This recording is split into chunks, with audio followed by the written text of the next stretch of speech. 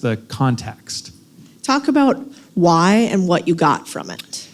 Yeah, so there was a few things. The first one was, it's called seed selection. And basically, to have a successful business, there's an intersection, it's like a Venn diagram of 3 key elements you have to nail, and the likelihood of growing is much greater than otherwise.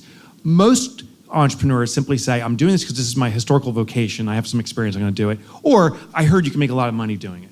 And I don't know if either of those are actually necessarily good.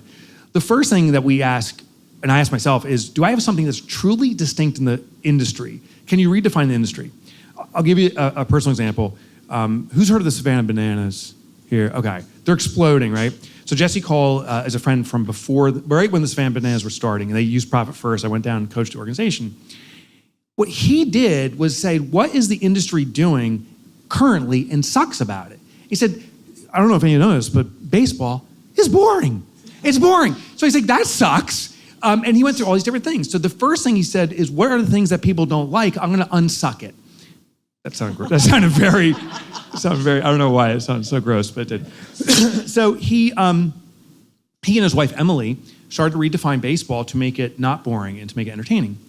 The second thing is they put intentional constraints in place. So they use Profit First, which inherently means there's less money to spend. And one of my favorite things is he said, we don't have enough money for like a cheer squad or anything to entertain people. So he's like, what do you do when you have no money? He's like, you ask your fans. So he said, if you're 80 years or older, and you're a woman, you're on our cheer squad, and teeth are optional. And it's true for half the squad. I met the squad, and they're the Nana Bananas. And people lose their effing minds. Like, we lose our minds watching this. So what makes you truly unique, better than the competition, is not noticeable. You answer the phone in 2 rings, I answer in 1. I'm technically better. The customer won't notice. You run a standard baseball game, I have a grandma banana dancing around, I win. You gotta be different. Secondly is you have to have client demand for it. So I could do something very different. I could be your first guest that comes dressed like Bozo the Clown, waka waka. I come in with my big floppy shoes. Everyone will notice it's different, but is there demand for a weirdo that does that? Maybe not, and now I've compromised myself. So who's the customer that wants that? And it's not your standard baseball fan. They're not there for the winning game, they're there for the winning experience. So he's redefined the customer. And the last part is, to your earlier point, is systemization.